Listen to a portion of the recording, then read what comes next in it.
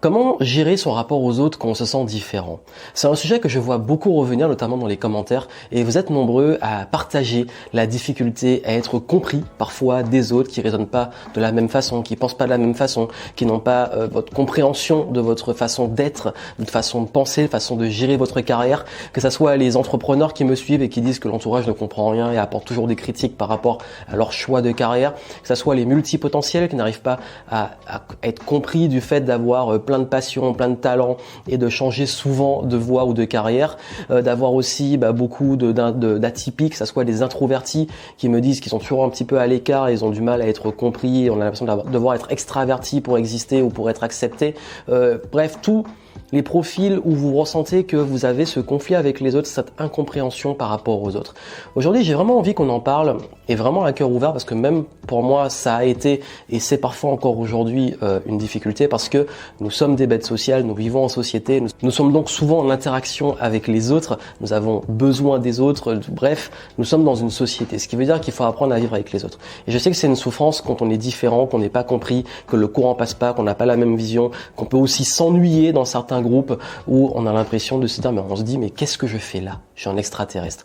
Par rapport à ça, ici je vais rester sur des conseils extrêmement simples et faire des petits rappels que j'ai partagés dans de nombreux contenus, mais comme il y en a beaucoup, j'ai envie de condenser les principaux conseils ici et je vous inviterai aussi à aller voir le live que j'ai fait qui a duré presque 1h30 voire 2 heures, je sais plus exactement, mais c'était assez long, assez dense, sur lequel j'ai développé le sujet de comment trouver sa place et gérer quand on se sent extraterrestre. Et vraiment, si vous voulez avoir la version développée, allez le voir, vous pouvez l'écouter aussi pendant que vous faites autre chose, ça pourra vous aider à approfondir le sujet qui est vraiment un sujet qui est pour moi ultra important. Et là, je vais plutôt faire une synthèse. Et d'ailleurs, si vous voulez des vidéos régulièrement, abonnez-vous à la chaîne, activez la cloche, vous avez des vidéos chaque semaine sur cette chaîne YouTube. Et le rapport aux autres, surtout quand on est un petit peu dans les profils atypiques et qu'on se sent différent, la première chose à comprendre, c'est qu'il ne faut pas chercher à changer le monde, à changer les autres. Je sais que c'est une leçon dans laquelle je rentre comme ça direct, mais pourquoi je fais ça? Parce que je me suis cassé les dents à le faire. Quand j'ai commencé à faire du contenu, il y a quelques années de ça, j'avais quand même ce côté où je découvrais plein de choses, j'apprenais plein de choses, je commençais à complètement changer ma perspective sur le monde et j'avais envie de montrer aux autres, mais il y a d'autres voies, il y a d'autres façons de faire, d'autres façons de penser.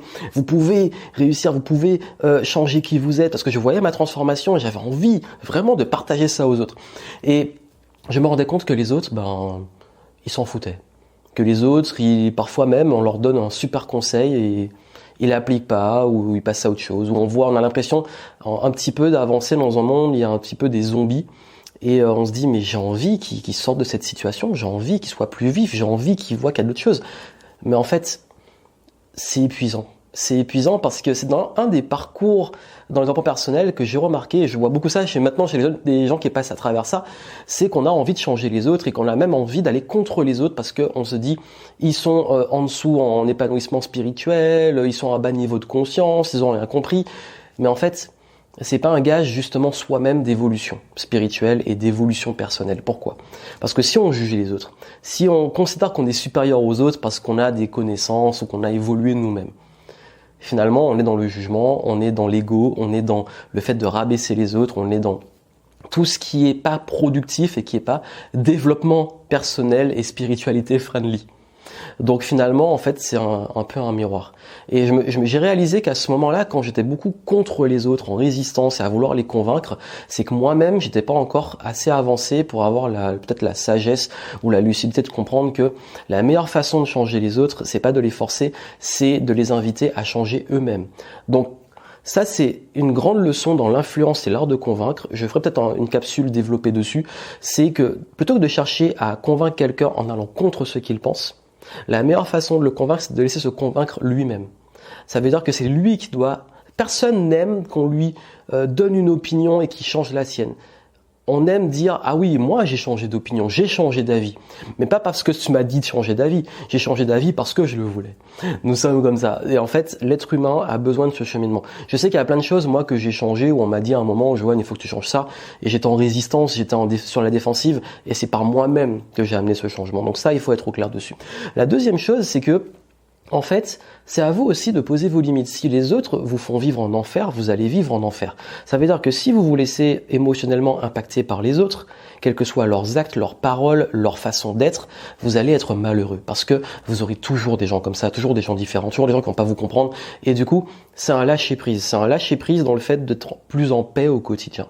Je sais que moi, ce qui m'avait aidé à être plus en paix au quotidien, ça a été beaucoup de faire preuve beaucoup plus de compassion. Ça veut dire qu'on ne sait pas ce qui se passe dans la vie des autres, on ne sait pas ce qu'ils vivent, on n'est pas dans leur quotidien, on n'est pas dans leurs bottes, et ça se trouve, ils vivent des choses extrêmement difficiles, ou alors il a passé une sale journée, au moment où on va vouloir traiter quelqu'un de on va vouloir l'insulter, et en réalité, c'est juste qu'il vient de lui arriver un truc très difficile, il est pas bien, et on ne sait pas ce qu'il y a derrière, ou alors un chauffard qui nous double à fond et nous met en danger, on va vouloir l'insulter, ça se trouve, il va voir un proche à l'hôpital, enfin, il est pressé pour aller voir un proche à l'hôpital. Bref, parfois c'est vrai, parfois c'est pas vrai, mais on ne sait pas ce qui se passe. Et donc du coup, sortez de la position de jugement et juste se dire, bon ok, quitte à juger, quitte à faire une opinion, je vais faire l'opinion qui va dans le sens de la personne et qui va me nourrir ma compassion.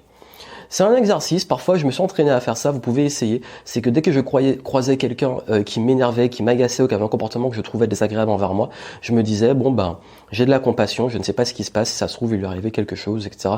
Et du coup, bizarrement dans ma tête ça change et je suis beaucoup plus doux, plus sympa, et bizarrement la personne aussi elle change par la même occasion. Parce que si on monte dans la même énergie, dans les mêmes émotions, ça peut escalader extrêmement vite. De plus, les personnes prennent l'espace qu'on leur laisse. Donc j'ai envie de dire, si vous n'avez pas envie de vous côtoyer et d'être influencé par des personnes que vous estimez comme toxiques, et comme je dis souvent, c'est pas une mauvaise personne toxique, c'est des comportements toxiques. Ça veut dire que quelqu'un peut être une bonne personne, mais dans certains contextes, à certains moments, avoir des comportements toxiques, ou alors avoir beaucoup, et du coup, on va commencer à juger en disant qu'elle est toxique. Bref, c'est que comprendre, ok, moi en fait, quelles sont mes limites et comment j'impose et j'exprime ces limites. Il faut qu'elles soient claires pour vous, pour qu'elles soient claires pour les autres.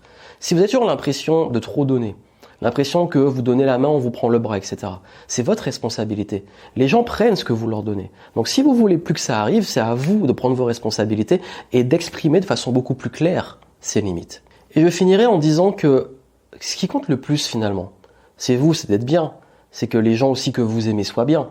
Donc pourquoi ne pas revenir aussi sur ça? Parce que nous sommes dans un monde aussi hyper connecté. En plus avec le confinement, nous avons été extrêmement sur les réseaux sociaux, donc nous avons eu ce prisme de l'humanité qui est pas toujours sous son meilleur angle, et aussi on a peut-être aussi perdu la mise en perspective des choses. On peut prendre des comportements, des relations aux autres beaucoup à cœur. Donc ce que je vous invite à faire aussi, c'est de vous recentrer aussi sur l'essentiel, sur ce qui compte, et comprendre que c'est important aussi d'avoir un équilibre. Je sais que quand je suis plus occupé avec des proches ou avec même mes clients ou avec mon équipe, ou que dans ma vie de tous les jours je ne suis pas que concentré sur les autres mais aussi sur moi, sur mon entourage, mon crew, on va dire ma clique, les personnes proches de moi, mon cercle, j'utilise tous les mots possibles.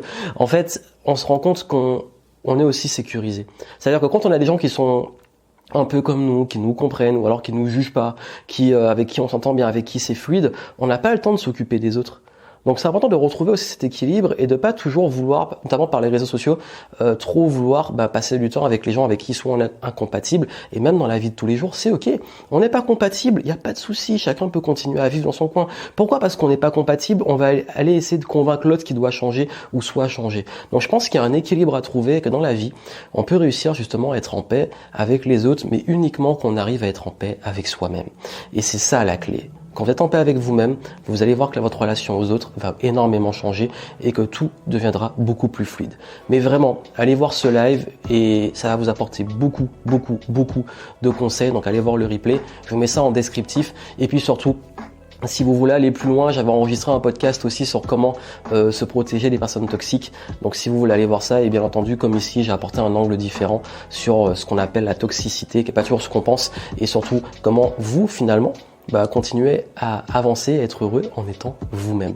Et c'est ça la clé, la connaissance de soi, être soi-même, apprendre à se connaître, être en paix, et tout le reste suit. Allez, abonnez-vous à la chaîne si vous aimez ces vidéos, activez la cloche pour recevoir les prochaines chaque semaine, et moi je vous dis à très bientôt.